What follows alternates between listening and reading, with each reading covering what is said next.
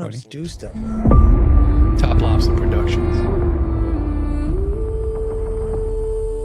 In the shadows of the ancient ones, they never went away.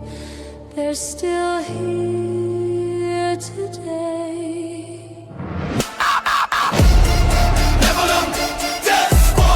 When the last trumpet sounds and the heavens crack, blah, blah, blah, blah. Nephilim, Death Squad. Nephilim, Death Squad. Death Squad. Death Squad.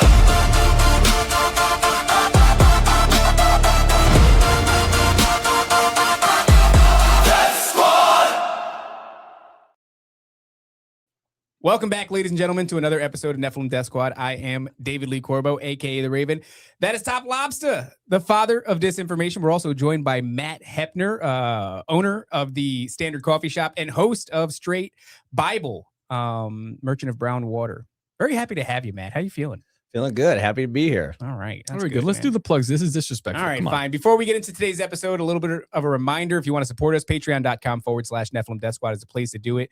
All kinds of goodies wait you over there. Early access to episodes, ad-free viewing experience. You also get uncensored episodes, as well as first dibs to tickets to Bohemian Grove. That is really happening. That is really happening. When? We're in talks right now. Thanks to Matt. Thank you for the help in figuring out the venue. We had a bit of a venue issue. That's getting rectified. Looks like now we're shooting for early June. I just wanted everybody to be able to swim. June in Florida, we're going to have access to a Those pool. tickets will be available at toplobster.com. You can go there, buy t-shirts. And when... All right. I'm not doing this right now. Dan Bongino. Very excited to introduce our guest today, Dr. Douglas Hamp, author, speaker, a Christian for a long time in the space. How you doing, man? Hey, it's great to see you guys. Thanks for having me. Well, thanks for coming. Before we get into this discussion, let's let the audience know where they can find your work, where they can find your books, and what you're all about. Yes, you can find me at douglashamp.com. Also on Amazon. I have about 15 books there, so you can check out that, my author page, and etc. I'm in Denver, Colorado. I lead a small congregation out here in Lakewood, to be specific. So if anybody is out here, please come and say hello. I'd love to meet everybody. And yeah, I've been a lifelong Christian. I have just loved studying God's word. I don't know, a number of years ago, I really dug deep into the Nephilim, and I wrote 3 books on that: Corrupting the Image 1, 2, and 3. Tons of fun. Love it. But man, there's so much in the Bible. There's just so many gems that are exciting to dig into, and I'm really excited about this one that I feel like the Lord has been putting on my heart for at least 10 plus years. So it's pretty exciting to be able to finally share this. Yeah, it's great. When I initially reached out to you, I know you saw the name of the show. You're like Nephilim Death Squad, and you, if the email could read an exasperated sigh, that's like and I get it too, like, because the people will often see your body of work and they call you and they'd be like, so for us, we're the Nephilim guys now. Well, I would say we're more aptly the crazy people in the community. But they call you to do a certain dance, and you were like, I'm actually looking into something more interesting now. Can I talk about it? I'm like, yeah, that would be. Well, I don't want to get straight into that. I wanted to ask, because we were going to make them do the dance. Not the whole dance, but I am curious about this idea of corrupting the image. Can you just give me a brief overview? What are those? What are people getting into with those 3 books?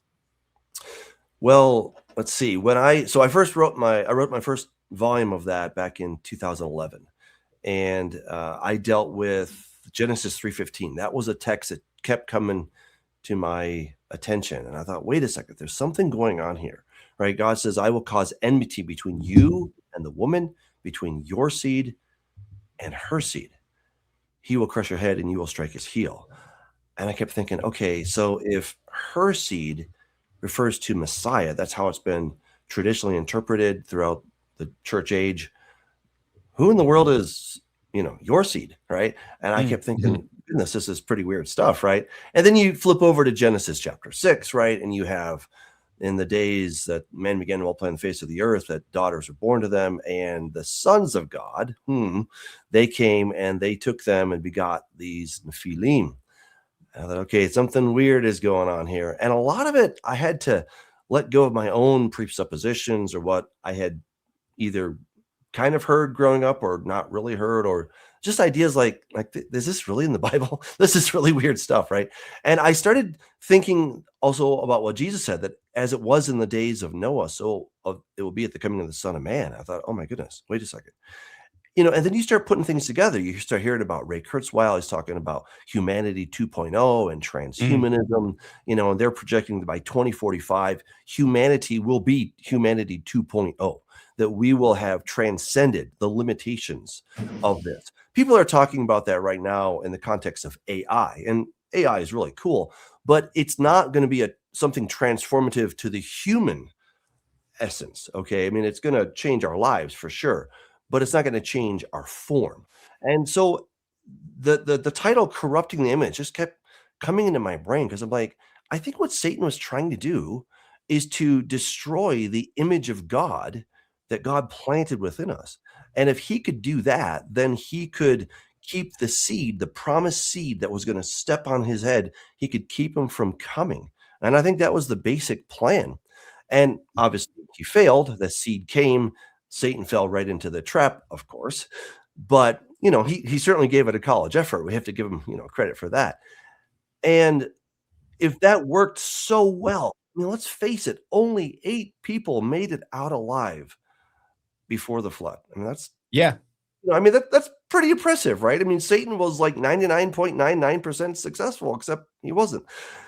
And it's a pretty good strategy. And I think he's going to use that same basic hand at the end times as well. I think the mark of the beast is going to essentially be a genetic transformation.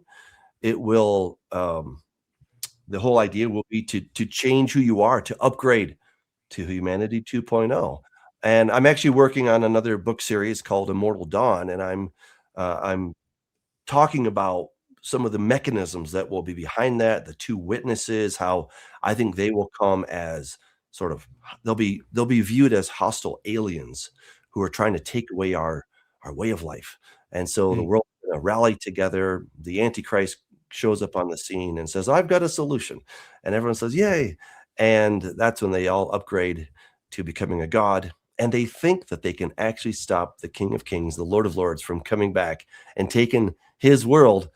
And this is the strong delusion. So in a nutshell, that's kind of my corrupting. That was a great way of summarizing that. Yeah, didn't take 45 minutes. No, it actually brought a thought to my head. We were reviewing the Age of Disclosure documentary, and some of the criticisms that the people on there were giving were the idea of this Collins elite that would be suppressing disclosure, but they're saying that they're going to be getting in the way of progress. And the idea of the 2 witnesses that would come and, in a sense, how you kind of mentioned, get in the way of progress. Because this alien technology that will probably be given to us and presented to us will advance humanity, but it's of a fallen nature, and it's probably something we shouldn't be tampering with.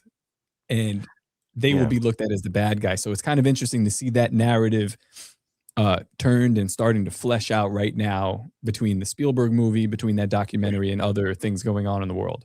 Well, we see this again and again, don't we? We see in all of these alien movies, whether it's Avengers or the Eternals, you name it. It's some hostile force that comes from our universe or outside our universe, transdimensionally, interdimensionally, and they're coming and they're going to threaten our way of life. And then the Avengers or all the heroes of planet Earth rally together, and we're able to push them back. That's the basic storyline. In Marvel's Eternals, which didn't do so well at the box office. It was an okay movie, but the whole basic idea is that the gods of old are actually the guardians of the planet, and they're basically supposed to be quiet and not interfere with humanity unless something existential happens. And that's what happens in the movie. And then they rally together to fight against the gods, actually, the bigger gods. That's basically their call, is like, we've got to save humanity. I mean, this playbook has already been played. And, I think when the 2 witnesses come, I think they're going to be the catalyst that will sort of get the tribulation started, if you will. And here's the thing. This is this is kind of where I've taken a turn. I was raised on this idea that the book of Revelation is God pouring out his wrath on a Christ rejecting world. Essentially, translation, God loses his temper, he's ticked off, and he's finally going to let the world have it. That's what I was basically taught. And, it was exciting. I was like, wow, this is really cool. God is the ultimate tough dude. But I begin to see a very different lens. And I see the two witnesses coming as the last chapter of a love story. This is where God is wanting to rescue humanity from darkness, rescue us from slavery. Remember back in 2010, the Chilean miners that got stuck, 2,000 feet underground. We're kind of like the Chilean miners, okay? And we've been living in the darkness for ages now, and we've gotten used to it, and we think it's okay. And, some dude named Satan basically rose up and he's been playing the system, and we're like, okay. And as long as we toe the line, we have an okay existence, and we think this is normal. That's the thing. We think it's normal. And God is up there digging, trying to get us out. And when he finally sends an emissary, we say, no, we're pretty happy down here. We like our way of life. And he's like, no, I really want to take you back up to the light. And we said, no, we got it pretty good down here. And of course, the boss, Satan, says, well, you guys don't want to go anywhere. This is the greatest thing you can ever imagine. Of course he's going to say that, because he wants to hold on to his kingdom. This is the only kingdom he's ever going to have. Once God comes and the light begins to shine, the darkness has no place for it. So this is God wanting to rescue us from that darkness, from the slavery, things that we don't even realize that we're kind of living in. Doug, do you have a thought on who the two witnesses are? Do you have a Great theory question. on that? Is it us? Is it me and Dave? No, don't put that, please get out of here. Don't put that on us. And we don't have a strong opinion on it either way, so it's not like you're going to step into it. Well, somebody just texted me. He told me he knows exactly who the two witnesses are. Turns out it's Donald Trump and Netanyahu. I was like, there you go. Okay, that's a different one. No, I definitely don't think it's those guys, but I think it's going to be Moses and Elijah. I think when you look at what the Jews were expecting, they were fully expecting Moses and Elijah to come back before the great day of the Lord. If you look at the plagues that the two witnesses are going to bring, they're going to turn water to blood. I mean, that's signature Moses, right? They stop it from raining for 3.5 years. That's signature Elijah. They can call fire down from heaven. That's Elijah. I mean, it sounds like Elijah. And one of them definitely has to be Elijah, because we're told in Malachi that Elijah will come before the great day of the Lord. And here's the thing. On the Mount of Transfiguration, which in my books I show is actually Mount Hermon, that is where Moses and Elijah showed up, right? And here's the deal. I think Jesus is so clever. I think he made Satan pee his pants, basically. Satan knew the scriptures. He knew Psalm 68, that it talks about Bashan, the mountain of the Lord, that 10,000s of his chariots will come from that place. And so when he saw Jesus up there doing the transfiguration thing, and Moses and Elijah show up, he's thinking, oh my goodness, is that today? Is this the beginning of the day of the Lord? Those guys have showed up. Oh my goodness, I didn't realize. And he puts it into high gear. He then goes and possesses Judas. He's at the very Passover Seder that Jesus is having with his disciples. And that's when he betrays Jesus. And, he says, get what you must do, go quick, do quickly. And then he arranges to have Jesus put on the cross. And, Satan falls into his own trap. It's crazy. But this was basically, this is kind of like a false flag. It's interesting, in World War II, before the invasion on D-Day at Normandy Beach, the Germans could not decide where exactly the Allies were going to invade, but they had been listening to all these reports by the Allies who said that they were going to land at Pas de Calais. And they just kept this up, and they even had inflatable tanks that were positioned in the north west side of England, so that it would look like that they were going to strike at Pas de Calais. But it turns out, of course, that they landed at Normandy Beach on what we call D-Day, and it was a ruse. And I think that's what Jesus did, is he had a ruse. He had Moses and Elijah show up And Satan Yeah, that's was like, "Oh my interesting. goodness, this is crazy. This is it." Well, that's one of the, I guess, prevailing theories, and that seems to be one that most people are comfortable with, the Elijah and Moses angle. I wanted to go back. I wonder what they'll look like. Like, I don't know. We depict them as dudes with robes and sandals, and also in this day and age, like they're going to have to gain some sort of immense popularity, maybe through a podcast of some type. But they're going to have to be seen by everybody. Maybe NDS. I mean, I would imagine they would be out in the streets preaching in such a crazy way that they would go viral, right? Like, and you would see that everywhere. The word is viral, Yeah. right? That's how people are. We're going to be looking at it like this, which is very jarring to it's think the about. first time in history that could happen, right? That a thing that's taking place, if there are these two guys that are preaching the word of God and they're warning people, and that this would reach, the Everybody. entire world, and that actually goes along with what I was going to say is we're in these unprecedented times. How stupid would it be if they had a podcast? That would be a little disappointing. They wouldn't. They talk, They wouldn't. and they're just saying. But think of the crowd They that were Jesus podcasters. gathered from all the surrounding areas with no social media. Yeah. Like, I mean, That's what I'm saying. So now it would be, it would be insane. But, earlier we were talking about this idea of corrupting the image and basically transhumanism and Ray Kurzweil and all these different things. It is worth mentioning. We're sitting in this place where, for the first time in history, I mean, it does seem a lot of these things have happened before as far as like the repetition of Satan's plan and things like that. But we're looking at this potential disclosure. The governments are gearing up to do this thing. Documentaries are coming out. Spielberg's coming out with another movie. There's orbs in the skies over New Jersey only, however long ago. And you couple that with, we have Neuralink right now. And it's crossed the threshold of human beta testing. And how long until this is starting to roll out at scale? How long until we see the first person who has some, massive ailment that's rectified by Neuralink as an implant, and then they're paraded around as a modern day miracle? And we're really sitting in this time where transhumanism, the corruption of whether it's the human genome or the fundamental changing of what man is right there. And the introduction of some species that, you can only wildly speculate as to what the nature of it is also right here. I mean, it's just remarkable. People have mused about this for a long time, and they've gone through these texts and they've wondered, what could this mean? And all of a sudden we're sitting here in this place where, like, we have a pretty good idea of what it could mean. And in fact, it's right on the horizon. It could be here in short order. A year, 2 years from now, we might be seeing Neuralink rolled out. You might know somebody with it in 5 years. Mm-hmm.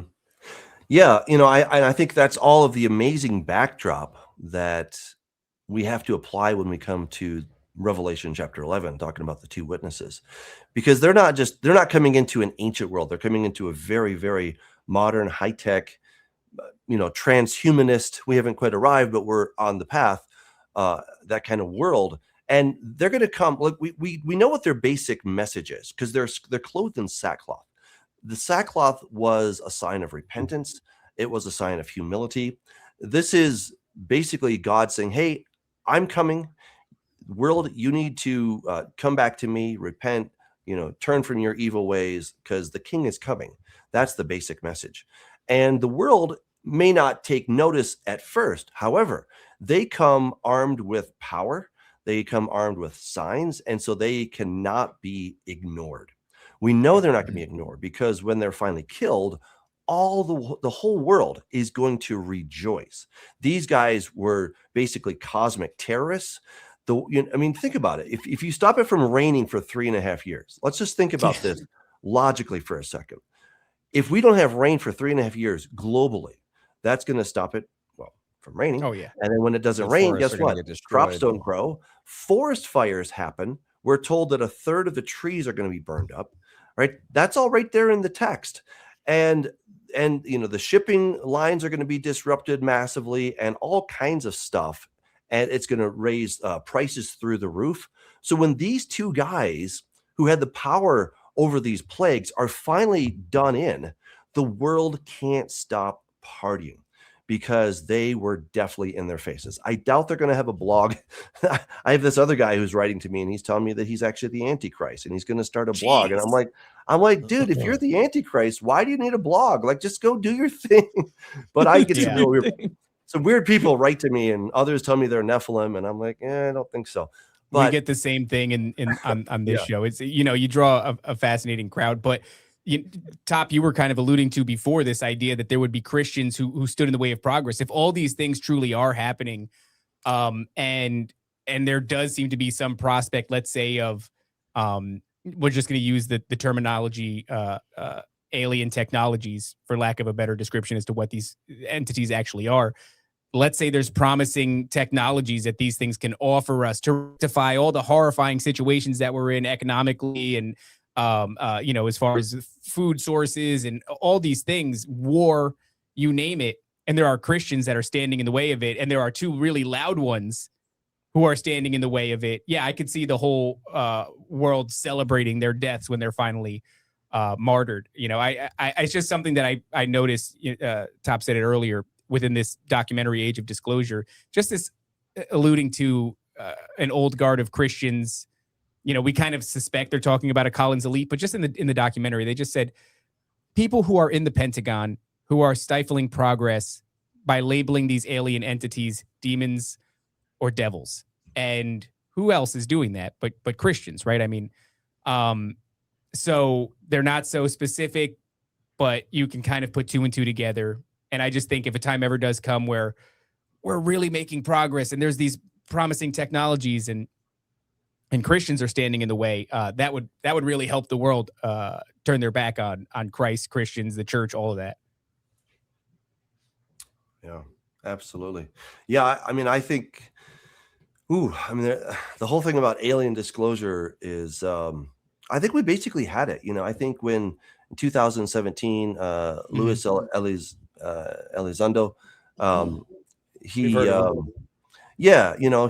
was, I forget some really weird name of a department that he was over, but basically it was the UFO department. ATIP, that's what it is. Thank you. Yeah, ATIP. And then because of that, we had the release of the 2004 Navy pilots who were chasing that Tic Tac kind of thing. And I mean, that was huge. That was, I think that was basically the disclosure of the U.S. government saying, yep, it's real. Here you go. Yeah. Barack Obama said, yeah, there's really something out there, whatever you think about him. But still, I think he was totally legit in saying that there's stuff that we don't know where it comes from. And I mean, these are earth-shaking kinds of revelations. And because we have so much media, I think we can't even filter it fast enough as to like what these things really mean. But I think we are not far, or maybe I should say this, is that when something does happen, I don't think it's going to really phase the world. I think this has been part of Satan's backdrop. Look, he doesn't know when God is going to pull up the curtain. He doesn't know when when God is going to break that first seal and the party gets started. But he can certainly set the stage. And I think that is what he's been doing for the last 70, 80 years, starting with the Foo Fighters back in World War II, which then became flying saucers and then became, alien spacecraft and all these other various names that we have, UFOs, and now they're UAPs, right? So the terminology changes, but it's the same basic stuff. And there have been many UFO researchers who have suggested that these are far less like extraterrestrials and far more like interdimensionals. And they match up with what sacred texts would call demons. So this isn't just the Christians who are noticing this, but this is a lot of people understand that. In fact, in Corrupting the Image Volume 1, I talk about Dr. David Jacobs from Temple University, who had done about 200 and so hypnotic regressions with people who claim to have been abducted by aliens. I mean, really weird stuff, right? However, what's so crazy about it is they all had the same basic kind of story, that they were taken against their will. They were in some kind of a room, either sperm or egg was taken, and these ET things looked into their eyes and kind of read their minds, and then they were put back. And he says that for a long time, he was very, very excited about this. This was, this close encounter with this other kind. And He saw, rainbows and unicorns on the horizon.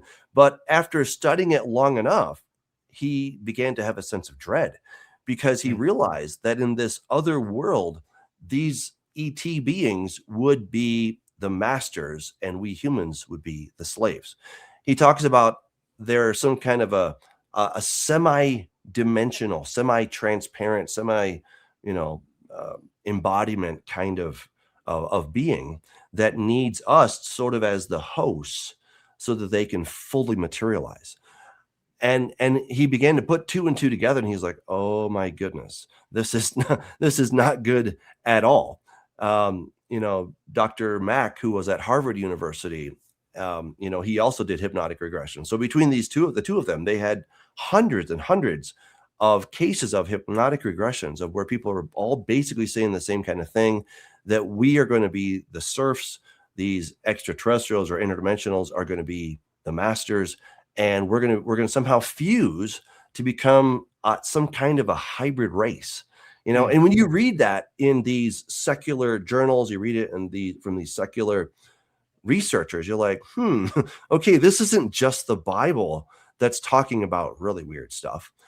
This is now happening in academia. It's being tested, it's being researched, and they're coming to basically the same kinds of conclusions that we would, maybe from an opposite angle, but it's the same basic data. And I think the Bible, it's God's word, of course, but what's so beautiful about the Bible is the Bible just lays it out. The Bible cuts through all the jargon, cuts through all the BS, and it tells you, no. What looks really good is actually a bad deal.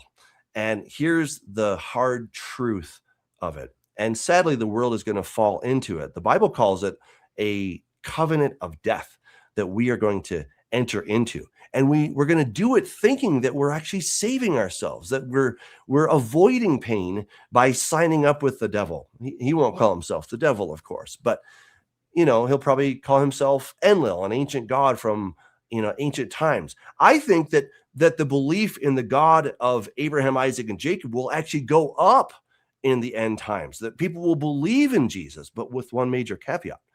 It won't be God Almighty, creator of heaven and earth. No. It'll be, yes, that Jehovah God from the Bible. Yeah, he's real, but he's an ancient alien. He's powerful, but he's not all powerful. He's just an advanced, evolved being. And you can be evolved too. You can have that same kind of God upgrade. Just follow me and I'll make this upgrade available. If you just take this little mark, I will grant you that same thing.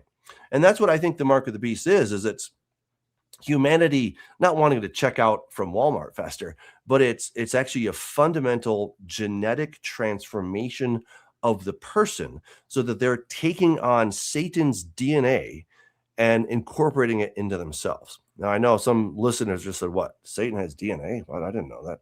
Well, just follow the word, right? If it says in Genesis 3:15, I will cause enmity between your seed and her seed. Well, there you go. And in Corrupting the Image Volume 1, this stuff blew my mind, okay? Because I kept thinking, I'm like, what is a seed? Like, what really is a seed? I'm thinking about watermelon seeds and sunflower seeds. And so you take off the husk, you get down to the kernel, what's inside the kernel. Well, then you get down to chromosomes and then genes, and you get down to DNA. And DNA, of course, is the double helix. You've got the 4 nucleic acids, A, G, T, and C. And you're like, okay, what's beyond that? And this is where it gets amazing. Because beyond that is information. And information is a non-material entity that requires a physical medium. Mind blown. Okay. This is my mind blown at this point. Because I'm like, wait a second. So inside of a seed is information. It's the software. That is code. What is making the thing work. It's not so much the hardware. That's important. But I mean, you have to have the hardware, but what is a chalkboard without the chalk written on it? And just not random chalk or a whiteboard with a marker. It has to be in a particular order. And when you have the arrangement of that ink on the whiteboard in a particular order, you have something called information. Wow. Mm. right? But the information is not the marker. The marker is simply storing, it's arranging the information. That's what's so amazing about it. And once I understood that, I understood how something that's not physical, not earthly, such as Satan or the other demons, and humanity could actually merge together. Because once you are able to transcribe the information into an earthly medium, well, you're good to go. And in fact, they've been able to do this. They've been able to create a DNA printer so that you could take someone's DNA, you could email it to somebody, and if they have a DNA printer at the other end, they can print it up. They just use sugar, often coming from some kind of a corn substance, and Right. they print out the DNA. I mean, it's crazy, right? This is like CRISPR, right? Yeah. Yep. It's This is CRISPR. so, Douglas, this is very interesting because I mean we're coming off the heels of a somewhat of a debate where we butted heads about all of these ideas, the nature of if there is even a spiritual realm, if there is physical consistency to these entities that we're talking about, how they interact with us, what is symbolic, what is not symbolic. I tend to agree with everything that you just said right there, but I'm also noticing why in your books you went from like the seed war to the Nephilim, and then you go, wait a second, all this stuff is completely related. So if you're saying that Satan has genes that are compatible, not just compatible, but similar to ours in such a way that they could be implanted in a human woman and then recreate a giant or whatever we are compatible in a weird way. That goes to, I don't know, some theories about angels being the older brother race of human beings and things like that. But how do you now view this world, the relational universe? And what do you mean by universe? Do you mean like outer space, or do you mean like interdimensional universe, or like Yeah. where are you pulling these things together, and where are you at now with that? Yeah. So if you go to Ezekiel 28, it talks about the anointed cherub who was Covers. in Eden, the garden of God, and he was on the holy mountain of God. So basically we're told that he has a foot in both domains. And what I would suggest, and I talk about this in this book right here, Corrupting the Image, Volume 2. It's kind of a thick one because I just couldn't help myself. But I go back into, all kinds of really fun stuff, ancient Akkadian, Sumerian, and I get into wormholes and all kinds of stuff. But in there, I show that there was a veil, or there wasn't a veil between heaven and earth before the fall of Adam and Eve, right? So God comes walking in the garden, assumed that Adam had not yet fallen, that they would have had these walks, and that Adam and Eve and God were perfectly compatible with each other. But now, post-fall, what are we told? That no one can look on God's face, that he is a consuming fire. God tells Moses, sorry, Moses, you can't see my face because nobody mortal can see it and live. And God isn't being just stuck up. God is just saying, I'm sorry, I'm just too powerful, right? Those are the rules here. Yeah, it's like me trying to hang out in a nuclear reactor. Like, you can do it, but it's not going to work out really well, right? It'll sort of ruin my day. And that's what happens is when you hang out with God face to face, no covering, no veil, guess what? It's pretty catastrophic.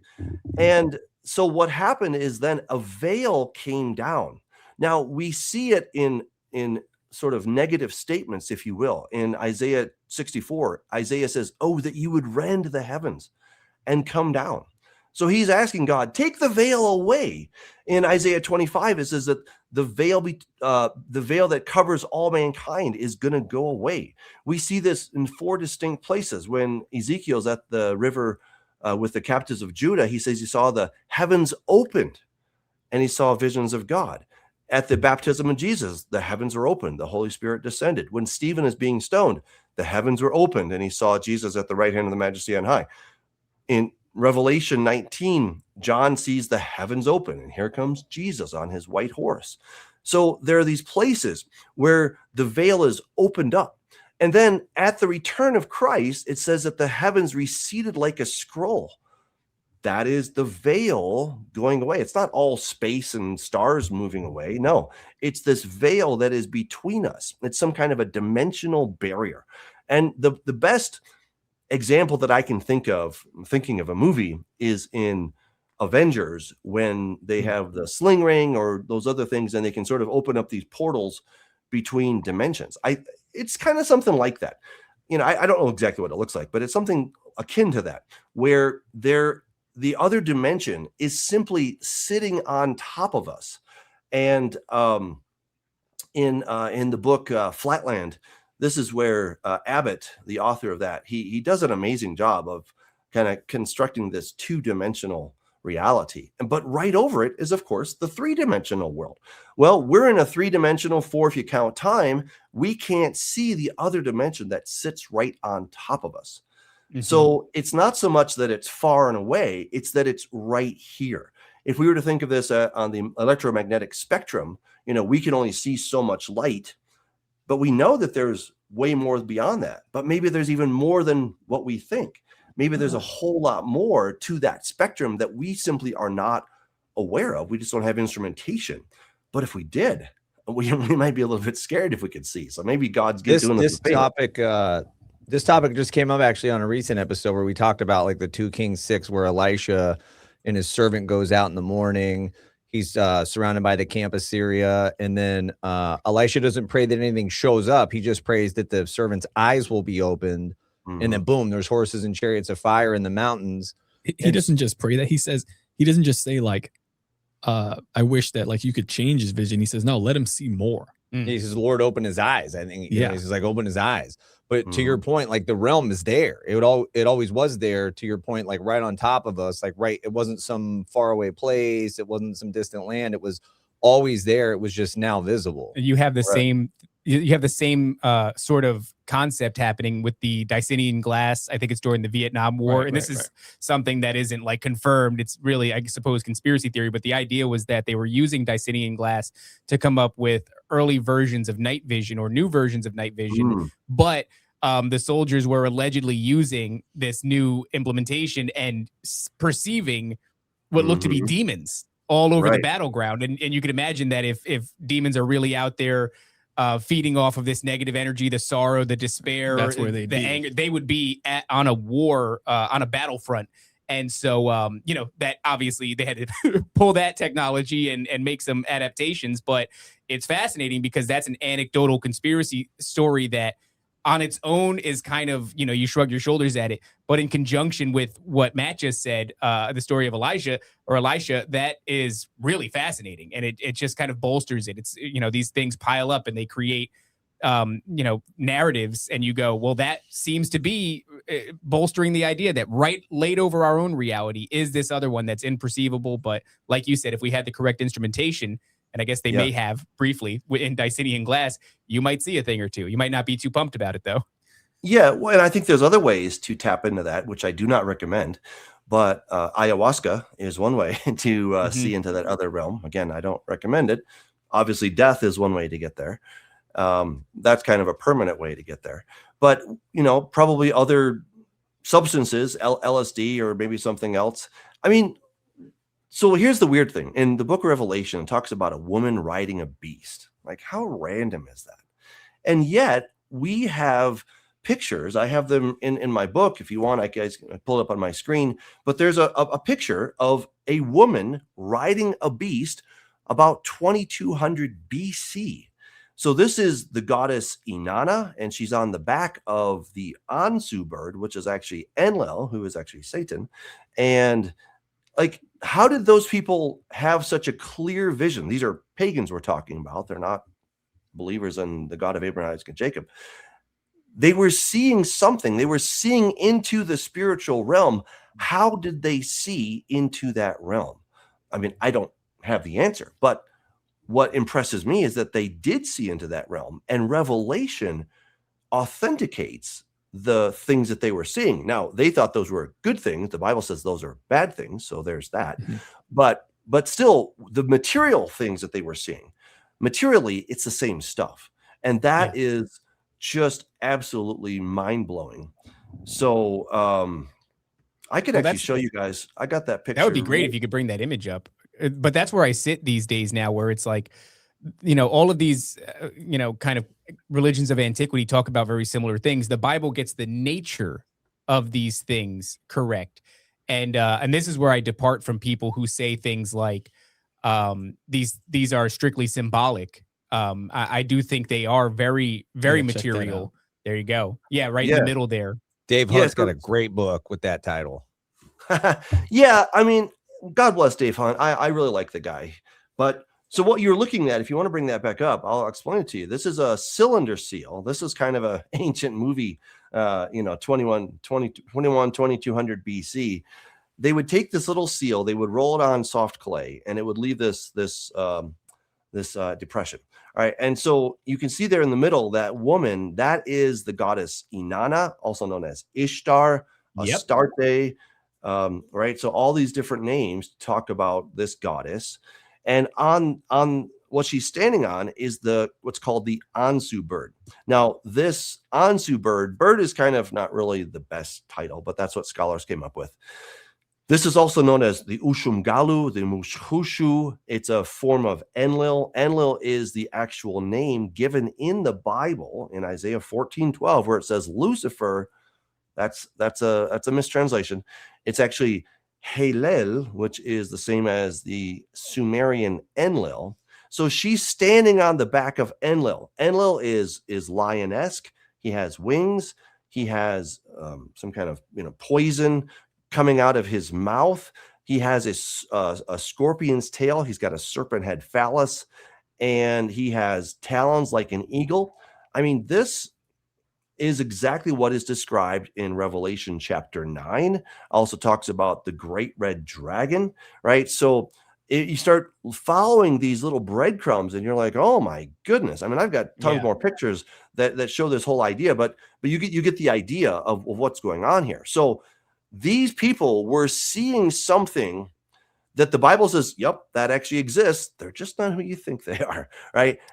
How they saw that, I don't know. I mean, well, these things seem to, I mean, you might assume that they exist outside of the confines of time as we understand it.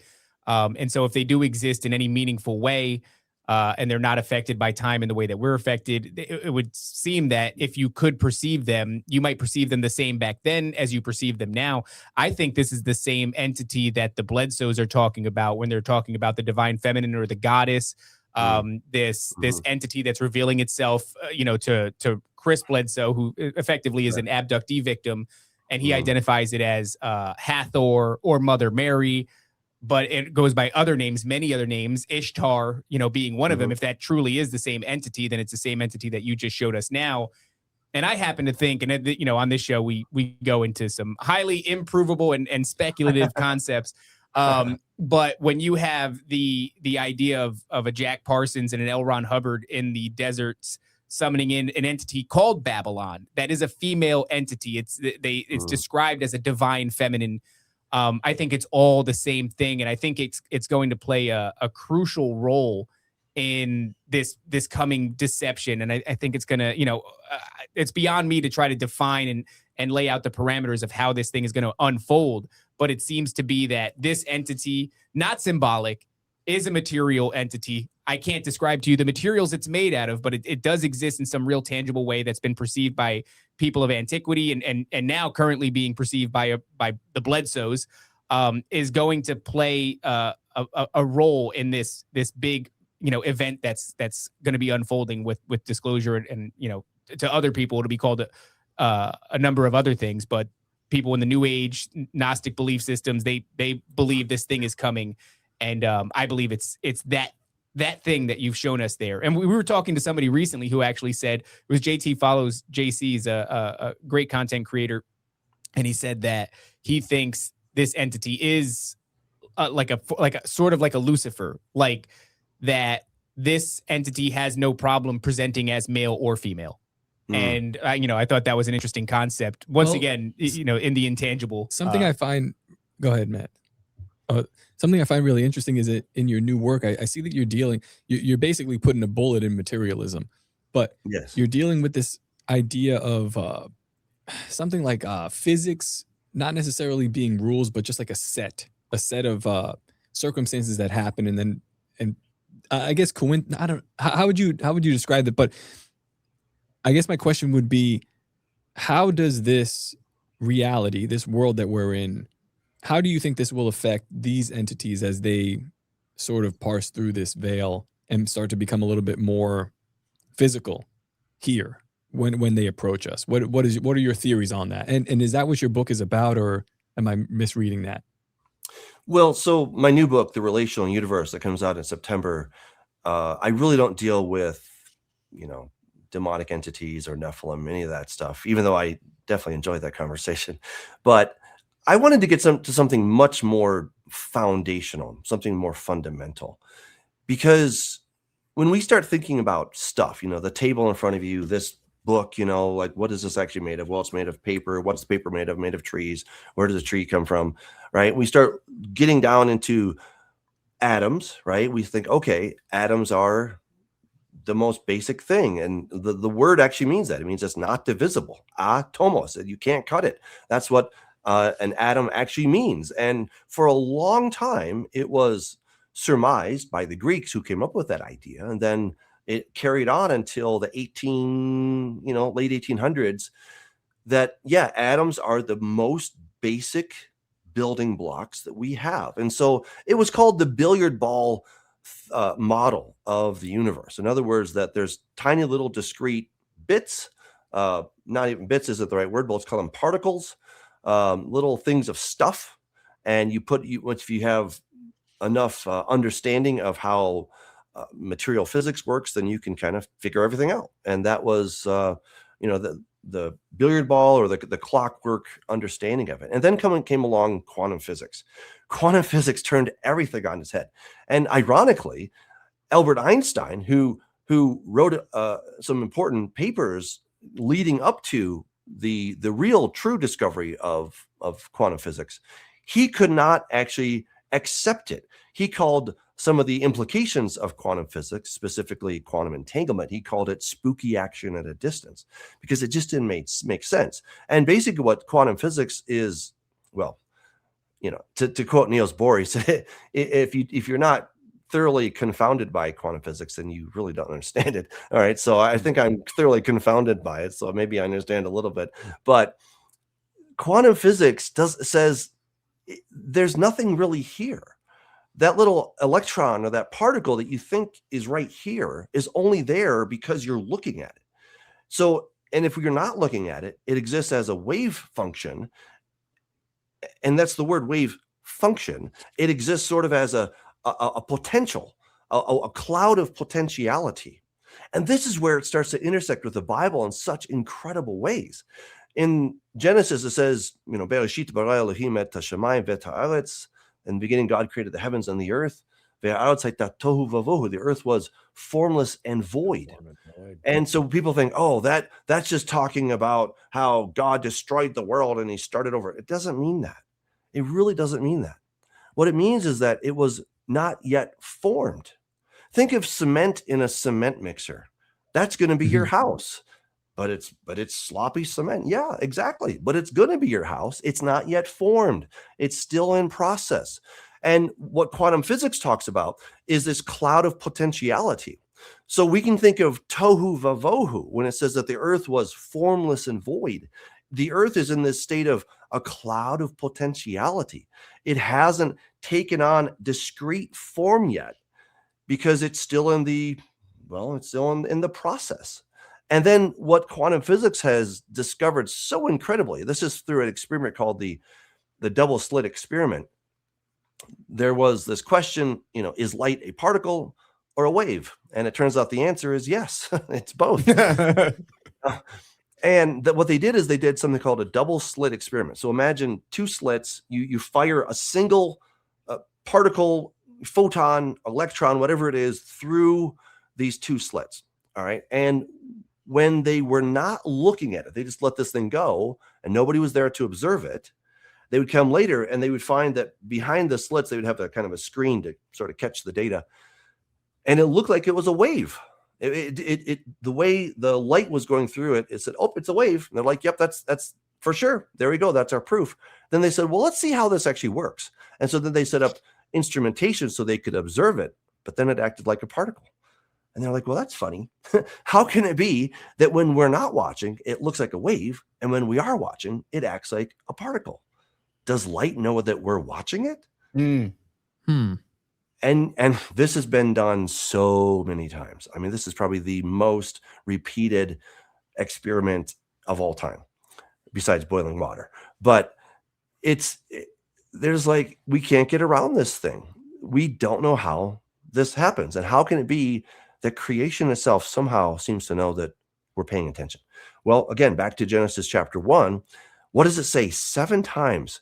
And God saw that it was good. See, in order for it to go from being a state of potentiality, there has to be an observer. God is that first observer. He saw his creation, that it was good, that it was functional, that it was aligned, it was coherent.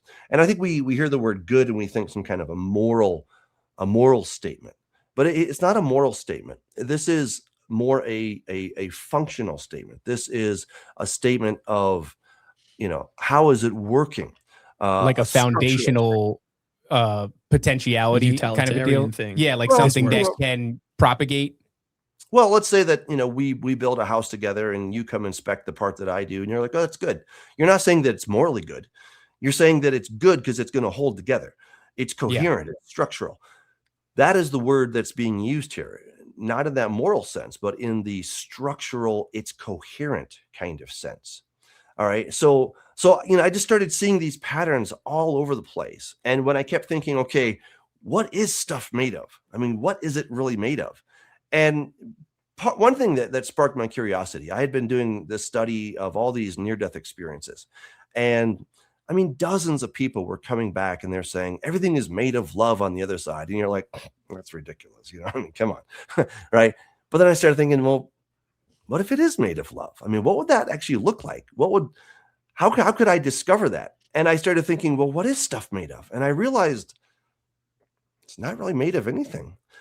So when you get down to the atom, then you go down to the protons and the electrons. Beyond that, you go down to the quarks. Beyond that, you go down to the muons, gluons, and leptons. And then where do we go? Well, it seems to be just little energy packets. But this is where it gets really interesting. Let's say I take a battery. Okay, let's say I got a battery. And the battery, you know that there's energy in that battery. But where is the energy? All right, think of a Duracell AA. Where is the energy? Well, it's being stored as chemical potential energy, but it's only when you hook up the two diodes, right? When you hook those up, that you actually have the transference of energy. The energy lives between the nodes. That's where the energy is. It's between there. It's in the relationship of when you hook up those two ends, the positive and the negative. That's where the energy actually exists. And I was like, wow, energy only exists in relationship. That's where it is. Otherwise, it's just stored potential. And that takes us back to Genesis 1:1 and 1:2, where there's all this potential energy. There's this potential matter, but it's not yet formed matter. It's not concrete matter because it hasn't had a relationship. And then when God sees it and he starts to interact with it, it starts to become something. So this is what, sorry to interrupt, but this is what worship is. This is what I've been trying to understand and define. Worship is like that. So that's the observer. If I'm aiming at something, that is what I'm going to be feeding with this potential energy. It's connecting me to I'm the positive source. It's the negative, and now it's connected and it's taking that. That's the form of worship. And it's like, I'm telling you, I'm banging my head against the wall, trying to explain this thing. What is it? Music? Is it proclamation? Is it alignment? It's all of those things. And why do they want it so bad? And it's It's fascinating. Thank you, man. Yeah, absolutely. Yeah. So, I'm suggesting that everything is made out of relationship. It's not made out of stuff. It's made out of relationship, and There's a couple Yeah. Sorry to interrupt. The couple passages that talk about like everything being held together by the word of God. Hebrews Mhm. 1, Hebrews 3:1, I think, something Hebrews like that. 1:3, Right. Yeah. Colossians 1:17. Yeah. Some of these passages, Hebrews 11:3, just that everything's framed and held together by the word of God. Is that kind of wrapped up in what you're saying as well? Well, essentially, because you start looking at language itself. If you just say one word or one one phoneme, it doesn't have any meaning. It's only when you string phonemes together to make words, and then you take words, string them together to make sentences, and then paragraphs, and then books eventually. That's when everything starts to have meaning. It has to be in relationship with something else. Same thing with numbers. One number by itself, okay, one number, the number two, right? But you do 2 plus 2, well, now you have a relationship, and then meanings comes out of that, form comes out of that. Same thing with music. One note by itself is just noise, but you start stringing notes together and you start getting a tune, you start getting a symphony eventually. Everything has to have some kind of relationship. And I use the idea of Notre Dame, right? So this gorgeous cathedral, and you see those stones are being held up. You're like, wow, this is really incredible. But stones just by themselves are heavy. And if you just stack stones together, you don't get a cathedral. You probably will get a lawsuit or something. But if you, what is holding those stones in place? It's the relationship of how those stones are put together. The builders understood the principles, the hidden architecture of relationship that is holding those stones in place after all these years. That's the part that we can't really put our finger on, but we definitely see it. We see it, it's out there. And so in the book, I boil it down to 3 things. I talk about alignment, intent, and repair. Those are the 3 things that are necessary for any relationship to stand. And if it doesn't, then entropy comes in. But entropy is absolutely needed. Entropy has to well, it's not needed, but it's a necessary risk. Let's put it this way. For true love to happen, there has to be the opportunity for one of the participants to say, no, thank you, not interested. Otherwise, it's just a gun to your head. Love me. And they're like, okay. So right? entropy is free will, you're saying. Free entropy is the risk of free will. It's the risk. It's not necessarily going to happen, but it has to be present. There has to be the risk of entropy for there to be the possibility of real love. And that's where God put the tree of the knowledge of good and evil in the garden. I mean, why in the world did he put that tree in there? What were you thinking, Lord? Right? Why do that? It's like putting a nuclear button right in front of my toddler and saying, no, don't hit that thing, right? But Adam and Eve were fully formed. They had good function. They had great mental capacity. But what they lacked and what God wanted to instill in them was the ability of free will. Because free will is the only way you can have love. The Bible says that God is love. So the only way for there to be true love between God and his creatures, especially Adam and Eve, was for them to say no. And that no had to have weight. It had to have teeth. It had to be real. God could not just override it because, oh my goodness, they did something wrong. It had to allow the consequences to propagate. And that is what God had to do. I mean, I've been thinking about it. In my book, I have a little interlude section. I say, you get to be the creator. And I say, what kind of universe would you create given the opportunity? Would you make one that's more like a screensaver where really cool, interesting things happen, but there's no danger? Because the beings in there, while they might look clever, but ultimately, it's just good programming. There's no danger at all of any kind of rebellion, but there's also no possibility of any real relationship. Because anything nice that they say to you, it's kind of like the Truman Show, right? It's all scripted. And, that's why Truman lost his mind in the movie, because nothing was real. It was all scripted. And you know that would eat at you if everybody around you, they're all pleasant to you, they're civil, but you know they're just doing it because that's what they have to do. You know in your heart of hearts that would not be love. And if God is love, then he wants there to be true, real, genuine love. And for there to be true, real, genuine love, there has to be the capacity for people to say no. And of course, that's what happened. So now a question. Yeah. Do you think in the spiritual realm, the angelic beings, the Elohim, they have a form of free will, but it's quite strict. If they break it, they're judged, they're done. How do you think that works in that realm? Because this is still a relational. Is it fair to say they don't have forgiveness? I don't think they do. Because it seems like when they mess up, there's a harsh price to pay for that. Yeah. From the stories that we know. Yeah, they definitely have free will. We know that from Ezekiel 28.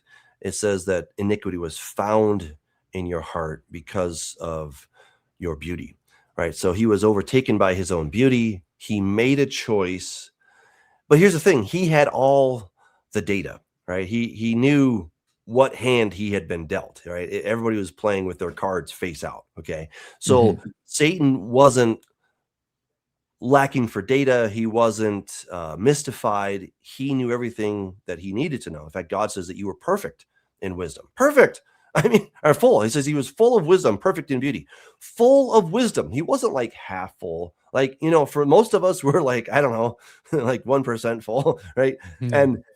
But Satan was full of wisdom. So he wasn't lacking in information, and yet he still made a choice. And so because of that, there seems to be no possibility of forgiveness. And I think it has to do, I would go back to structure. That's why I'm really excited about the relational universe, because now we can start to see the Bible in terms of structure, not just in terms of whether God is having a good hair day or whether he feels like being a nice grandpa.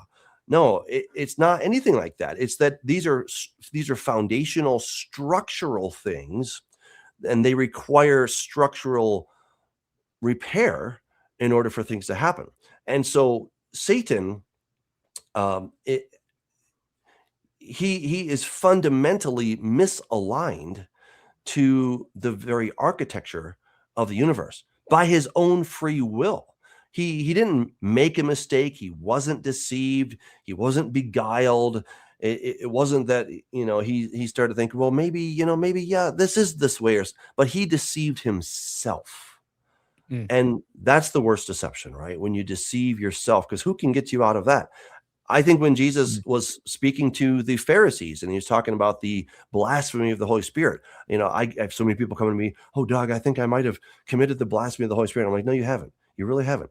Because the blasphemy of the Holy Spirit is where you become so deceived that Jesus is saying, hey, I'm trying to help you. I'm throwing you a lifeline and you keep rejecting it. You don't want it. And eventually it's like, I'm doing everything in my power to save you, and you are refusing. You're locking the door from the inside. And that is the ultimate rejection of the Holy Spirit. So Satan and all those who followed him, they did the ultimate blasphemy of the Holy Spirit, because they decided to lock their own door from the inside, even though they had all the data. They didn't need anything more. And they said, you know what? I'm just not interested. So what more can be done for them? Is there some new revelation that they're like, oh, had I known that, I would have repented. Had I known God's true nature, I would have acted differently. They did know God's true nature. That's the whole point. They knew his glory. They saw his glory. They lived in his glory. They bathed in his glory. And that they said, no, thanks. So truly, what sacrifice, what option, what reset button remains for that? There is no reset button. Not because God is withholding it. Not because God is like, I'm sorry, I'm not going to forgive you guys. No. What would possibly turn their minds at this point?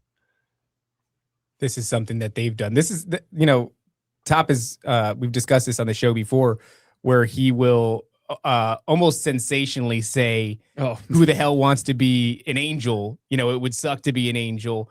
And it's kind of like this, verbose thing to get a conversation started. But through that lens, People get mad about it. people get mad. Through that lens, yeah, who would want to be? It's like you have all of the information that you possibly need, and then look what you've done with it. I mean, it's as far as being fallen goes. There is something. There's real beauty in the idea that God has set things up in such a way as to give us the ability to choose to love Him, because through that frame, it then becomes obvious that everything that happens afterwards, everything that happens after the fall, everything that happens after Adam and Eve, this unbelievable drama that unfolds is birthed from this very first, decision. And it's almost like our choice for Adam's choice to fall away and to disobey God and to choose, something other than God leads to, maybe I'm looking at it wrong, but it feels like an epic. If Homer's Odyssey is truly like a fantastic story for the ages, then the story of mankind that starts with this one pivot away from God that He's allowed us to do. He's allowed us to make that decision, or else what, like you said, what is it to love Him if there's never a choice, right? And it's just a gun to your head, then branches off into this unbelievable epic, thousands of years, and it ends in redemption, and it ends in God finally getting what He wanted from the start. But it's really the story of humanity's growing pains. Mm-hmm. Yeah. I'm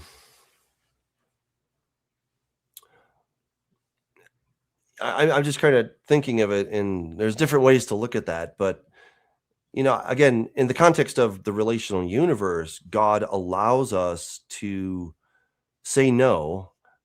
But here's the beauty, is that in every relationship, whether it's a building, whether it's a business, it's a marriage, any kind of relationship, structural, physical, or romantic, there's always going to be some drift. There's going to be some entropy. And so there has to be a mechanism for repair. And that is where God is love, He is the one who decides to come in and fix His own universe. Again, looking at this, any system, let's think of a computer. If a computer has a virus, there's often enough resources within the kernel of the software that it can put on a patch. It can fix things. However, if somehow the kernel is corrupted, then the kernel does not have the resources to fix itself from the inside. And so it requires some kind of fix from the outside.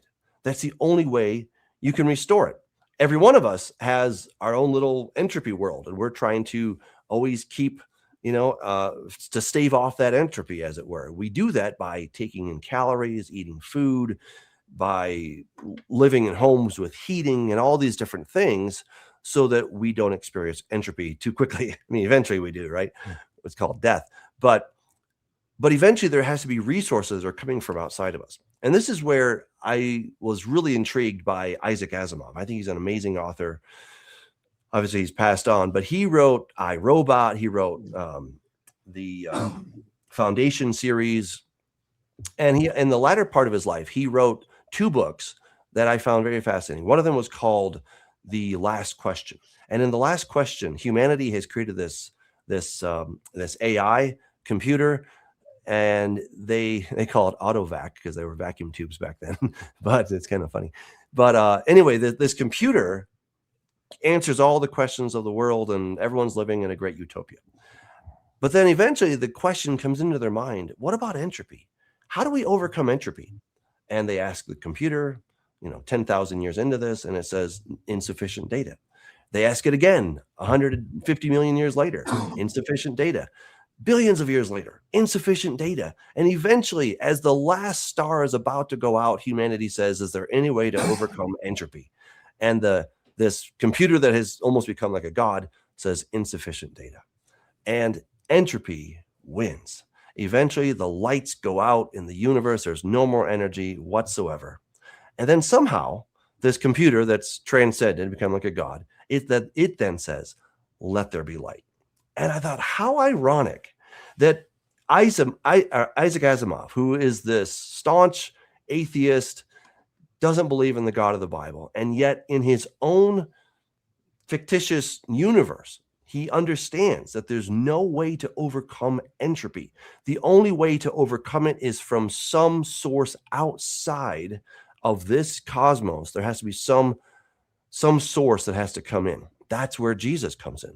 This is where Jesus comes and he corrects the stored entropy that we have been living with. He took that upon himself. He imbibed it. It became in him. He took on all of that garbage, as it were, and he went to the cross with it. And just like restarting your computer, Jesus had to turn off and then he had to turn back on. So now there's a new operating system. And in that operating system, it cannot be forced, because love can never be forced. It has to be freely chosen. And so we can all choose to have this new operating system called the new birth, or born again, whatever you want to call it. And then we become part of his operating system. It's really amazing stuff. So I like that idea of it's the idea of intervention, where I guess people, well, I don't know, Tucker Carlson kind of said recently that America has been led to believe that, the spiritual realm is not real for a very long time. And now people are starting to wake up to it. But that idea of an outside source, this intervention, that means miracles could be real. A lot of people say prayers and we're like, what are we saying prayers for? We're just like, thoughts and prayers, right? Somebody's sick, thoughts and prayers. No, that changes the idea of what we're doing there.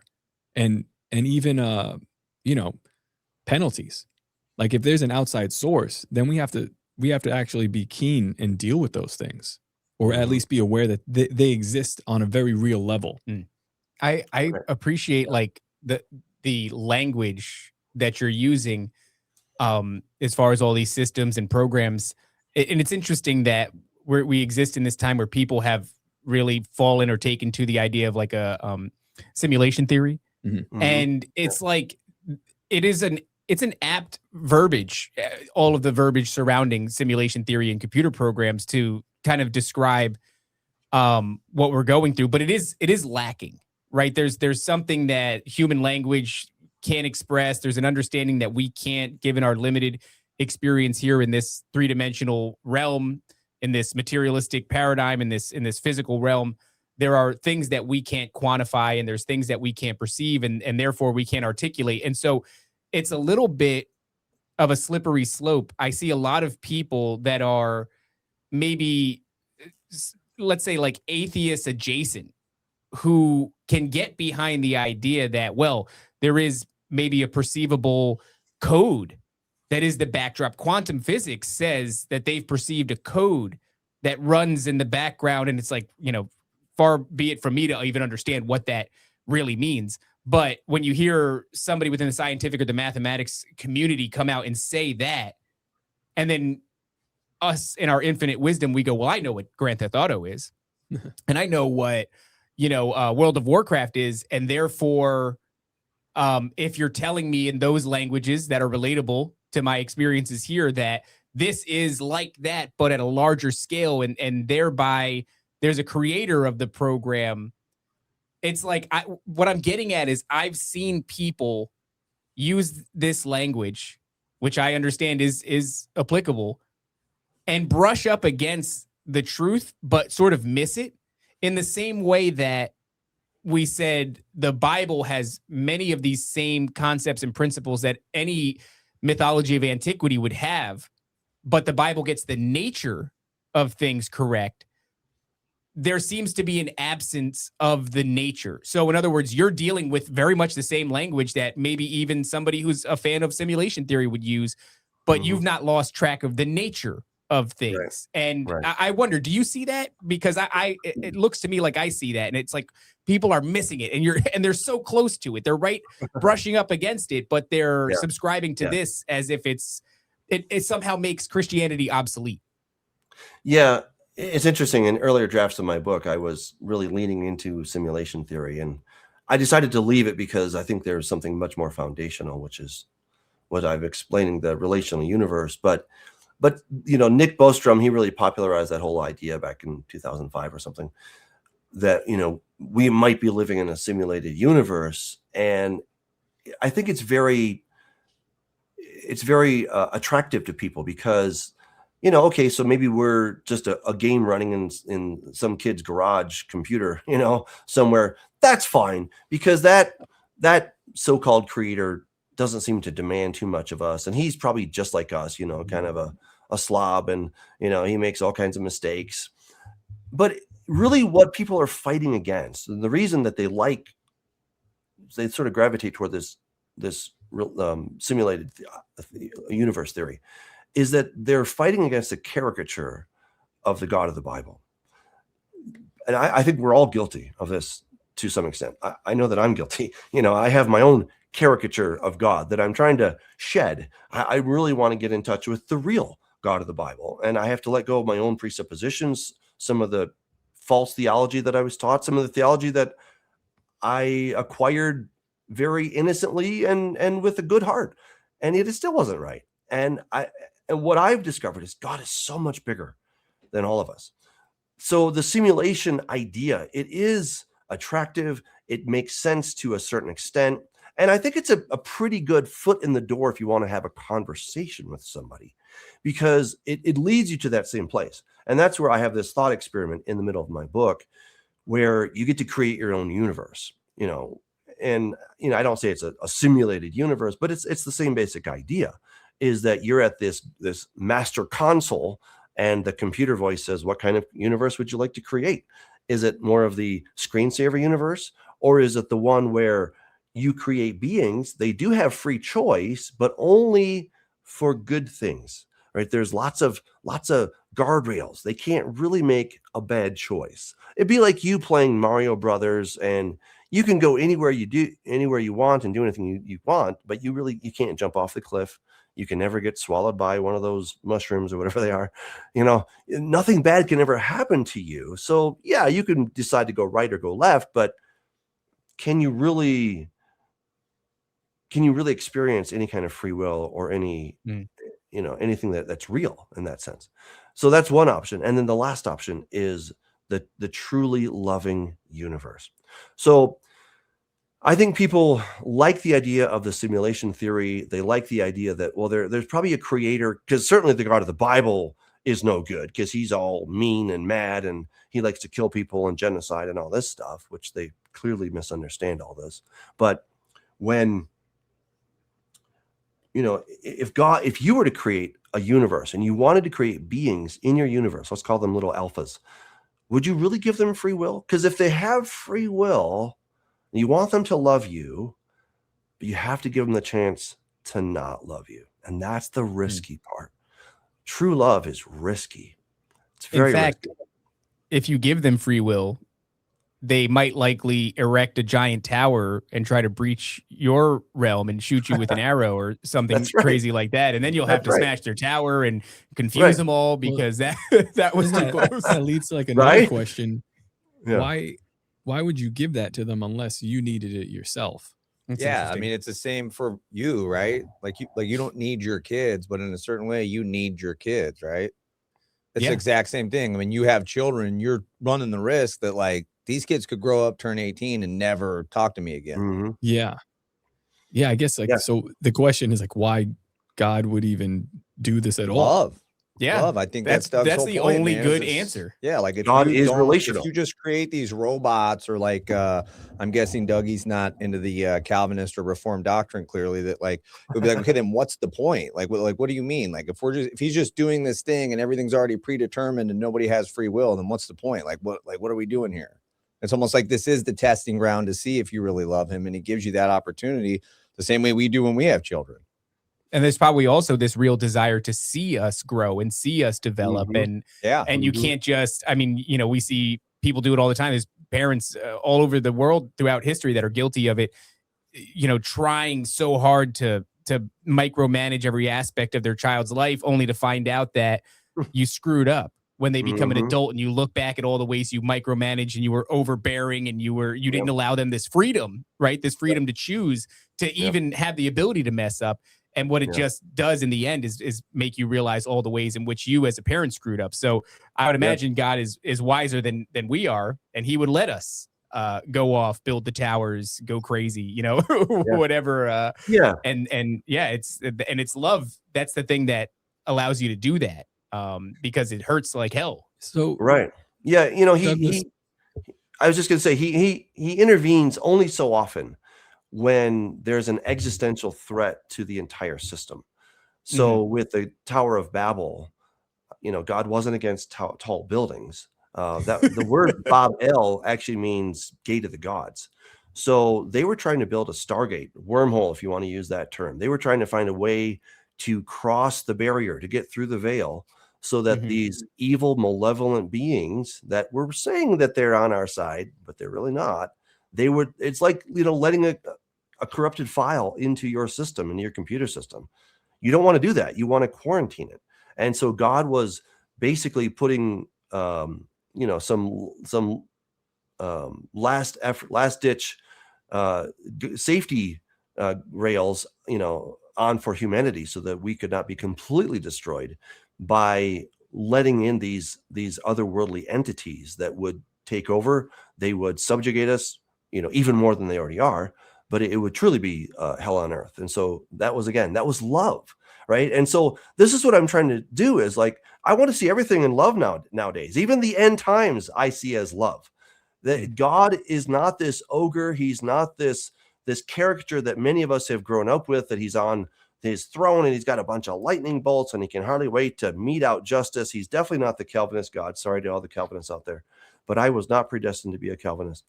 And God is love. He is not determined that, you know, umpteen million people are going to hell just because they didn't offer them grace. Not at all. God is love, and he wants to have a relationship with us. And because relationship is inherently risky, because love requires the ability for the person that you want to love to say no to you. But that's what gives it meaning, right? That's what gives it meaning. Otherwise, we just call it slavery.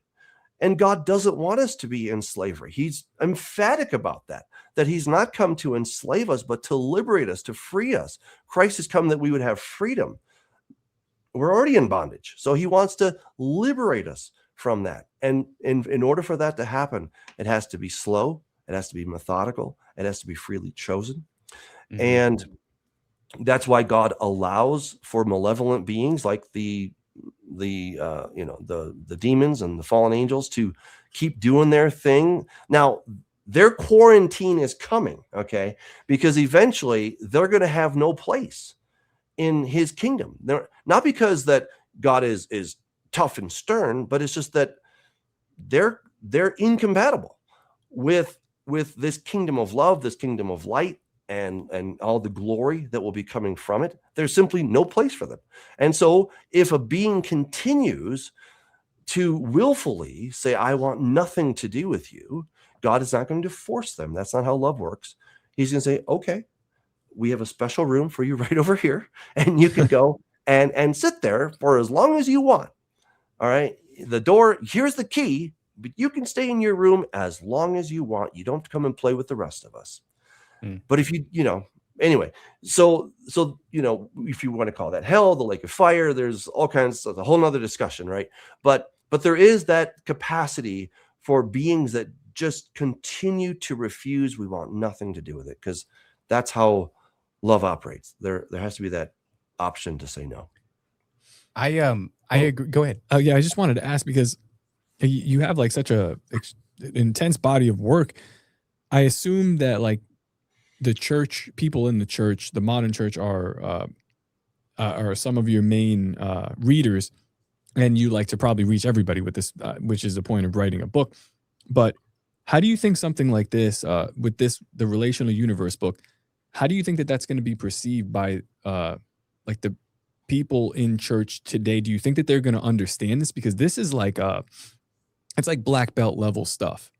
And Yeah. when I talk to people in my church about just some of the topics that we talk on the show, like sometimes I don't feel that they really get it, but maybe it's just me doing a bad job. What do you think your how do you want to see this perceived, and what do you think will happen within the body of Christ when they read this work? Yeah. Well, so I've had some early readers, and it's really interesting. The response I've gotten so far is that people are saying it's making them cry. So that touches me as an author, of course, because if I can strike a nerve, then I feel like I've done a pretty decent job. I wrote the book in such a way that I'm not invoking God. There's no altar call. I'm not saying it's Jesus, of course, I do think obviously that it is Jesus, but I'm trying to talk about structure. And I want to show, first, I want people to have a sense of awe and wonder, just like when you go into Notre Dame and you look up at that ceiling and you're like, wow, this is amazing. That's what I want people to have, that sense first. It's like, wow, this is incredible. And then as we continue to look deeper and to gaze longer and say, okay, what is holding these stones up? What principles are behind this building? What is it that I can't see that's making all of this work? And that's what I'm trying to get at. And so I'm trying to not be so much on the nose that I'm just totally pointing it out for people. I'm trying to show the principles. I'm trying to show the architecture. And then, with enough clues and enough hints here and there, people are like, oh, I get it. Because there's something visceral. When you get something for yourself, right? When you have that eureka moment, you go, oh, light bulb, right? It's not that your teachers weren't telling you things. It's just that it didn't click. And then one day it clicked. And then you finally got it. And that is that moment where, it just becomes so powerful. It's in German, it's called the Gestalt moment. Okay. But it's basically eureka, right? Where you're like, oh, I get it, right? It all comes together. Finally, it's not just data points, but there's a coherence to the data points. So I really work hard in all of my books to write them as simply as I can. And it's not always easy because a lot of times there are these big concepts. But with this one, I feel like, I take the reader step by step and I just say, let's just go for a walk. Let's just look through this. Let's understand at every level, every scale, there's relationship. And I talk about the battery, right? So in the AA battery, where is the energy? It's only when you connect the two ends. And where is the energy? It's between them. That's the beauty of it. And if everything is made of energy, if everything that we hold, that we can touch, is little energy packets, and yet energy is the byproduct of relationship. And then the Bible says that God is love. I'm hoping you're connecting all the dots here. And I want to assume that my readers are pretty intelligent, so I'm not going to assume that they're all PhD. That's not the point. But I'm trying to write it at such a level that, the average person can connect these dots, but they're also like, yeah, that's really awesome. So I don't know. For me, it was really exciting to put these things together. And I hope people get very much inspired. And then there's all kinds of application. And I think, in the area of business as well, that once you understand, like, why do people burn out? Why do they say, yes, I'll do it, but then they don't? It's because there's a structural issue that has to be addressed before we start, beating on people and trying to get them to do this and that. Once the structure is fixed, then the rest of the stuff takes care of it of its own. That's something we've been talking about on this show for the last couple of weeks. You do a show every day. A lot of the same concepts kind of pop up every episode because they're on your mind. And, it's the ability to take something that is complicated. We're talking about the foundational building blocks of the universe. Yeah. But there is always a way to package a thing and present it in its rudimentary form so that it's simple and easy to understand. And once you grasp that foundation, then there's a larger, conversation that springs forth from it. But I think it is really the mark of understanding is the ability to express it in simple terms. And I think within this space, we fail constantly to do that because these things are so big, so much bigger than even, a podcast that's an hour and a half or 2 hours allows to expand on. But I like what you're saying, where it's like, you're not smashing people over the head with it. It's Jesus, but I think it is very important to create a thing, maybe not that like screams at you it's Jesus, but if it ultimately points to Christ, right? That's kind of the thing, is like if you're laying out a bunch of concepts and these concepts are laid out in an understandable way, and it allows the reader to come to this conclusion of, oh, wait a second, then I think that you've done the job aptly. But But it also opens up your audience to people. We have a lot of people already that are just pointing at, and I'm not saying that they shouldn't, but there's a lot of people doing that. But if you're going to be talking to other people that might not be perceptive to this thing, that's fantastic. And that's kind of what I want this show. Well, what we've kind of designed this show to be, where we can do a little bit of comedy, do a little bit of this, a little bit of that, and we could reach these people, maybe disaffected people, maybe people that are just, I don't know, had no interest in this stuff otherwise. But in the end of the day, kind of like spin them around here and go, oh, put that right over there. Just orient them. Orient them. Yeah, I mean, Jesus talks about the 4 kinds of soil, right? And you got the hard pack, you got the stony, you got the one that never really takes root, and then you got the good soil. And I think sometimes we've been shooting ourselves in the foot, the church as a whole, where I grew up in the Baptist flavor, where we've got to get a sale today. We've got to get a decision right now. Okay, before we hang up this call, I need you to say yes. And I mean, that works with some people, but I think a lot of people have gone through that kind of experience. It's been very negative for them. It was maybe forced, it was coerced, and now they want nothing to do with God. Yeah. I used to go to, when I lived in Southern California, I met this guy who started an atheist support group in his home, and it was like church, but it was for atheists, and they would get up, and every Saturday night they would give testimonies. Yeah, I grew up in the church and I used to believe, but then I asked my pastor a question and he had no idea. Or I asked him about the Nephilim and he said, oh, don't worry about that. These skeptics had a lot of great questions, and they went to the people in authority who said, oh, don't worry about that. Take it by faith, or you're stupid to ask that, or any one of these things. And they left because the institution failed them as a whole. And so I wrote this book where I'm not trying to appeal to God. Again, I obviously believe in God, but I'm not trying to appeal to God. I'm trying to be a good researcher. I'm trying to be an observer of this world. I'm trying to be a scientist in that sense, though I'll be the first to tell you I don't have a degree in physics or any higher science. But, I can be a student and I can observe things and I can hopefully make good arguments. I'm certainly trying, and I can quote really smart people who do, right? And so that's what I'm trying to do. And I'm trying to say, look, Mr. Atheist, I don't want you to just say, oh, I believe in God. I want to say, let's look at this thing together. And what do we both see? And I feel like if we can come to common ground with a lot of people, instead of trying to bludgeon them, trying to coerce them, to guilt them into something, because it doesn't last. And that's kind of the point of my book, is that you can force systems to hold together. I talk about a policeman and a prisoner who are handcuffed together. They might look like they're in alignment. They're connected for sure. They're going the same direction. But the moment you take the handcuffs off, guess what? The prisoner's out of there, because it was not a mutual relationship. It was forced. And we see this in regimes all the time, that yes, force can hold it together. Force is effective for a time, but eventually cracks start to show. Eventually things fall apart because people are not in it willingly. There has to be this participation aspect. That's what I call intent. There has to be this willingness to be in the relationship. And if it's just forced, it'll hold together for a while, but eventually it will crack and it will crumble and fall apart. So that is the superstructure of the universe that I am seeing at every level. That's what's so crazy.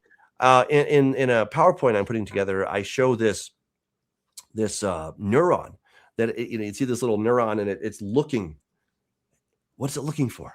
It's looking for a relationship. Okay, it wants to connect to another neuron, because what good is one neuron? Not good for anything. But a neuron connected to another neuron, that is where thought begins to take place, right? And again, when you begin to see this at every level, that everything requires relationship, and that even at the substrate of the universe, we start getting into string theory. They talk about these one-dimensional vibrating strings. I still can't quite imagine what those look like, but what's a one-dimensional object? I don't know, but but they're all vibrating together, right? It's the frequency of these things together that creates substance. There's also something called the Higgs field, and the Higgs field is what gives mass to things. Think of it like you're on a crowded subway, and the door opens, it's your stop, you want to get out, and you're trying to move through all the people, but there's a lot of people there, and what's happening? They're slowing you down. They're giving you mass. They're giving you resistance and weight. That is what the Higgs field does. Where is the Higgs field? It's everywhere. I mean, it's everywhere. We're living in the Higgs field, and it's this field of relationship that gives rise to substance. I mean, is that not kind of mind-blowing? I'm kind of blown away by that. And so when you see this at every single level, and you begin to realize there are immutable laws that we can't get around, and you start wondering, well, why are things not working out at work? Or why are things not working out in this relationship?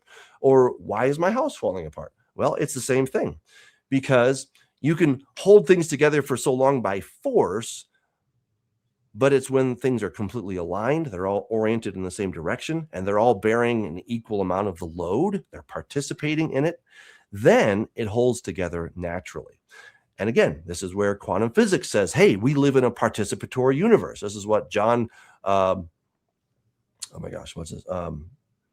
Wheeler, he talks about the participatory universe, that we are participants, active participants, and we change how the universe works because we are participants in it. I mean, it's just at every level.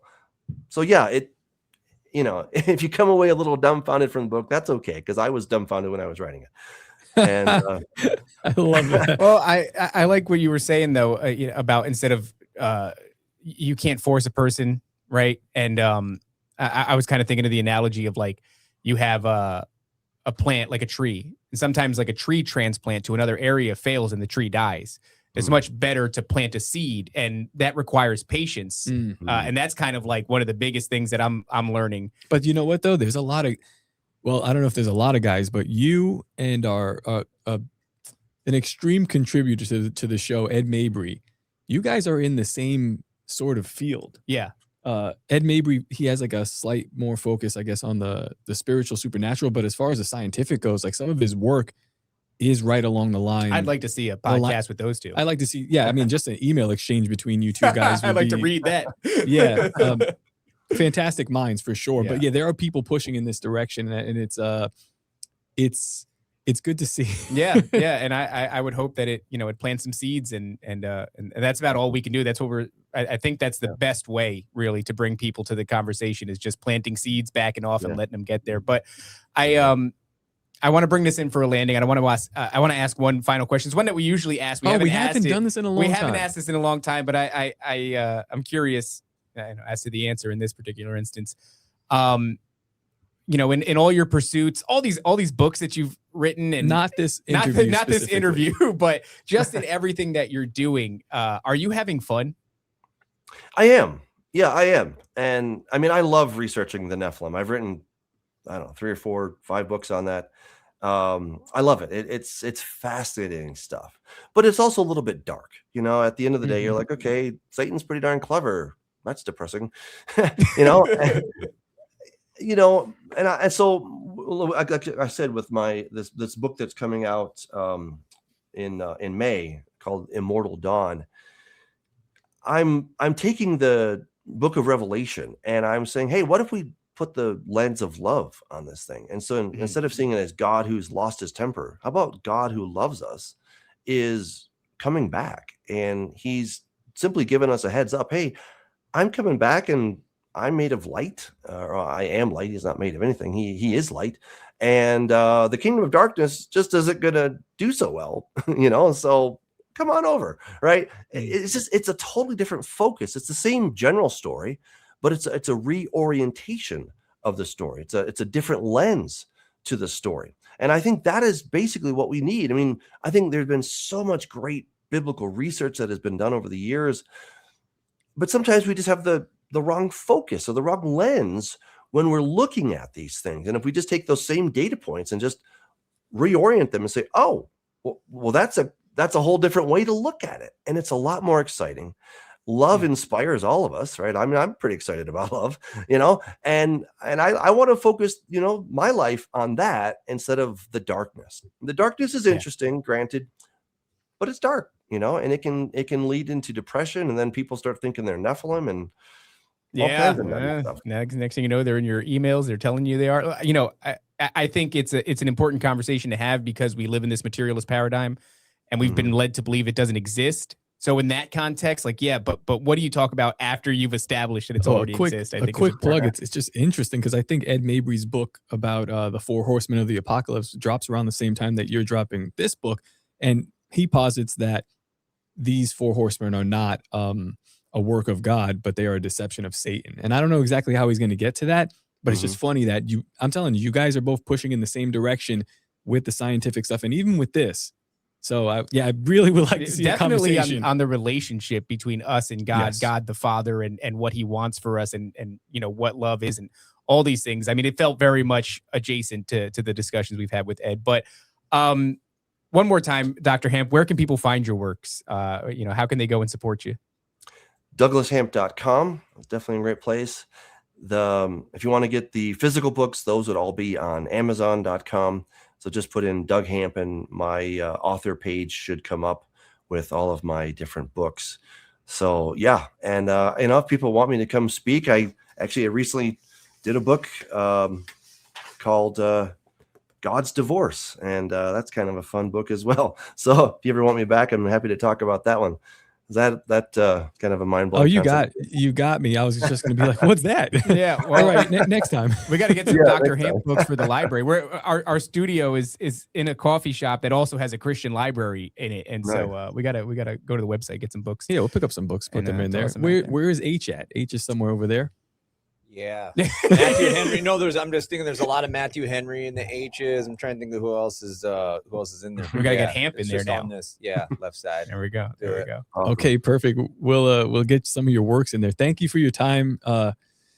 This was a great episode. It was a great episode. Yeah, it was a good way to go into the weekend as well. Guys, until next time, don't forget to obey, submit, and comply. We'll see you later. They bred with